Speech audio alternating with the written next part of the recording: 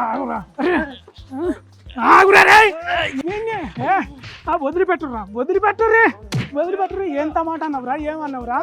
మనిషికి అన్నం తింటానవా గడ్డి తింటానవరా సిగ్గు శరం లేనోడా వదిలిపెట్టుర్రా అరే ఎవరితో లొల్లి మోపేసిండు కదా ఓయ్యా యాళ్ళకి నేను అక్కడ లేనే ఎవరో ఒకరు తాలకాయ వాళ్ళ తట్టే ఉన్నారు కదా అన్న జర ఆగురే వాడు ఎంత మాట అన్నాడు తెలుసా వాడు రైతులకు యూరియా అట మస్తు దొరుకుతాడట కొరతలేదట ఎంత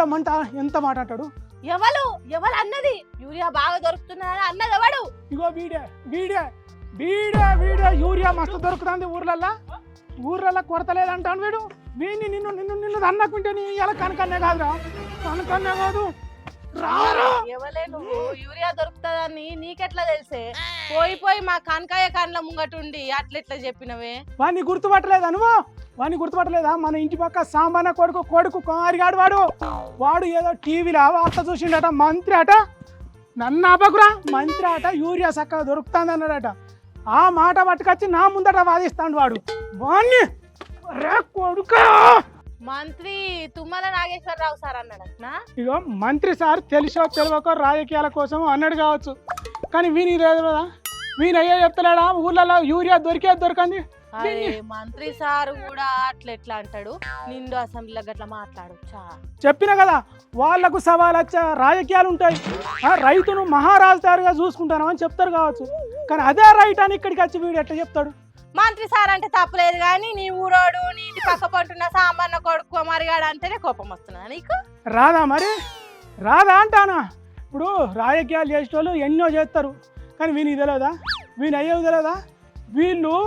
లైన్లలో నిలబడ్డోళ్ళు కాదా యూరియా కోసం చలి పెడతా అంటే గజ వనుక్కుంటా లైన్లలో లేవలేదా వీని అయ్యాని అడుగు రాయ్ ఎట్లా అంటావురా యూరియా దొరుకుతుందని ఓహో అట్లానా అవును చెద్దర్లు తెచ్చుకొని పండుకున్నాడు వీడు లైన్లలో నిలబడతా అంటే లొల్లి అయితే నేను పోయి ఇడిపించిన గజ వణుకుతా అంటే తిప్పల పడ్డది వీడు కాదా అసొంటి వీడు మాట్లాడతాడా ఏదో తెలియక అట్లా అన్నాడు కావచ్చు ఇక వదిలిపెట్టరా అది ఎందుకు తెలియదు బుద్ధి గడ్డి తినదా అందరికి అన్నం పెట్టే రైతు అంటే మంత్రి సార్ కలిసి కావచ్చు కానీ వీనికి తెలియదా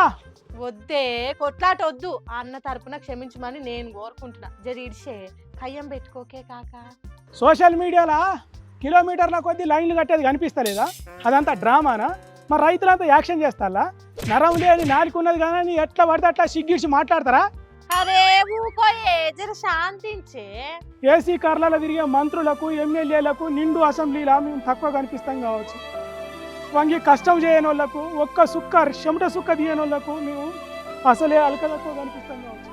అందుకే ఇట్లా మాట్లాడతాను అరే ఏడవకే ఎందుకే గంటగానం ఎమోషన్ అవుతున్నావు దొరకని యూరియాను దొరుకుతుంది అని చెప్పి రైతులను దొంగలం చేస్తే ఏడుపు రాకుంటే ఏమొస్తుంది మేము ఎవ్వలకు హాని చేయలేమనే కదా ఇట్లా చేసేది ఏడవకు అన్నం పెట్టే రైతాన్ని ఏడిస్తాడా అని రైతులు అమాయకులు వాళ్ళని ఏమన్నా నడుస్తుంది చెల్లుతుంది అని ఎట్లా పడితే అట్లా మాట్లాడితే ఎట్లా రైతు ఏడ్చిన రాజ్యం ఎద్దేడ్చిన రాజ్యం అస్సలు బాగుపడలే మాకు యూరియా దొరుకుతుందా అయ్యా మంత్రులు లీడర్లు జర రైతుల ముచ్చట మాట్లాడే ముందు వెనక ముందు ఆలోచన చేసుకోండి దొరకని యూరియాను దొరుకుతున్నదని చెప్పి రైతులను దొంగలను చేయకుండ్రి మా కనకయ్య అసొంటి ఎన్న పూసలేని రైతులు ఏడుస్తురు